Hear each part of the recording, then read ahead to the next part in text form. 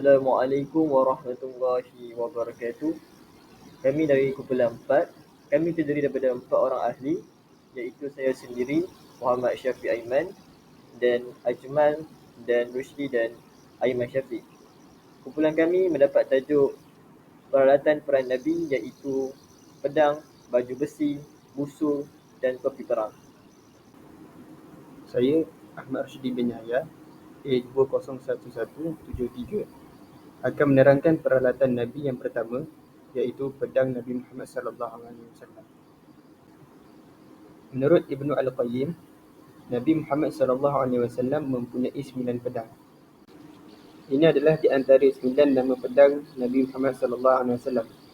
Yang pertama ialah Al-Ma'thur, yang kedua Al-Adib, yang ketiga Zulfikar, yang keempat Al-Fula'i, yang kelima Al-Battar, yang keenam Al-Hajj, yang ketujuh Al-Rasuq, yang ke-8 Al-Mikhzam, yang ke-9 ialah Al-Qadir.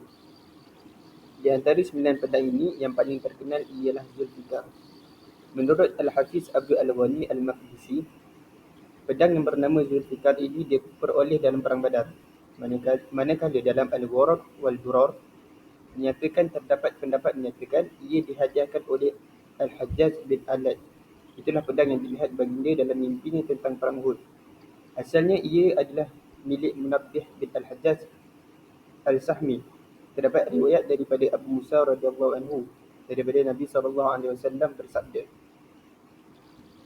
yang bermaksud, aku melihat dalam mimpiku bahawa aku menggoncang sebilah pedang dengan kuat dan bilahnya patah. Ia melambangkan apa yang menimpa kaum muslimin ketika Perang Uhud. Kemudian aku menggoncangnya sekali lagi dan ia kembali sempurna seperti sebelumnya.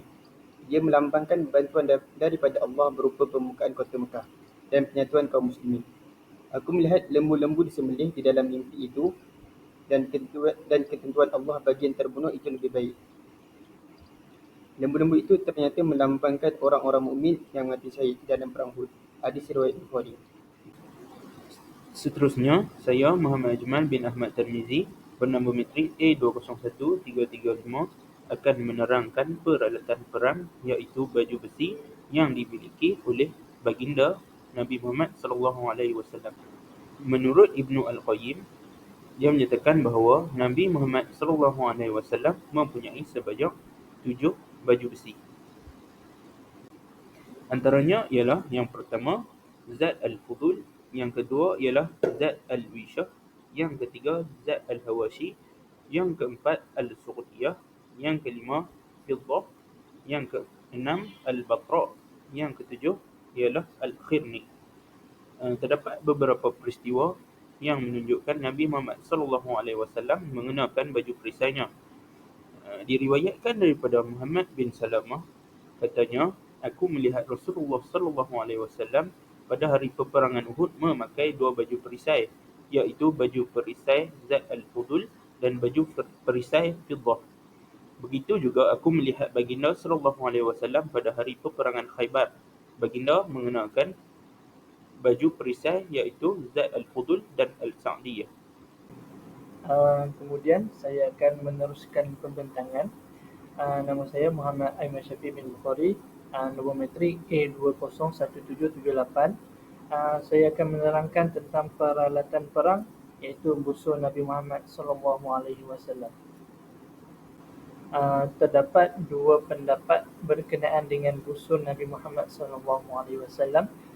Pendapat pertama iaitu Ibnu Al-Qayyim.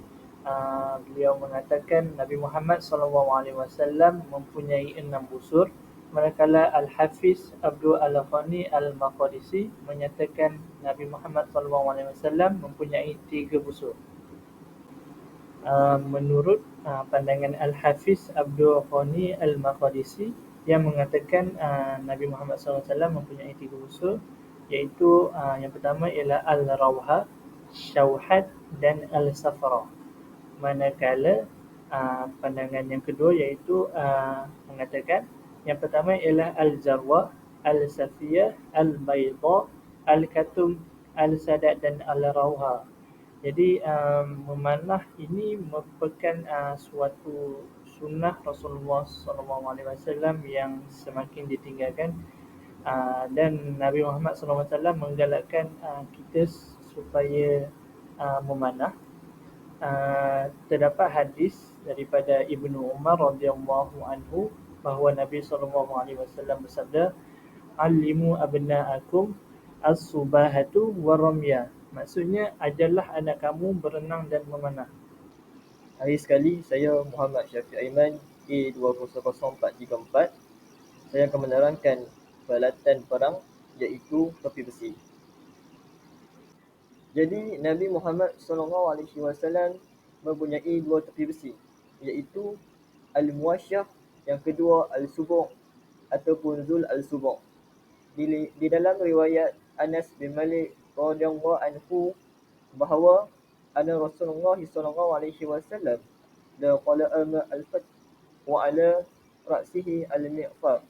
Maksudnya Rasulullah SAW memasuki Mekah pada tahun pembukaan kota Mekah dan memakai topi besi di atas kepalanya. Riwayat Al-Bukhari.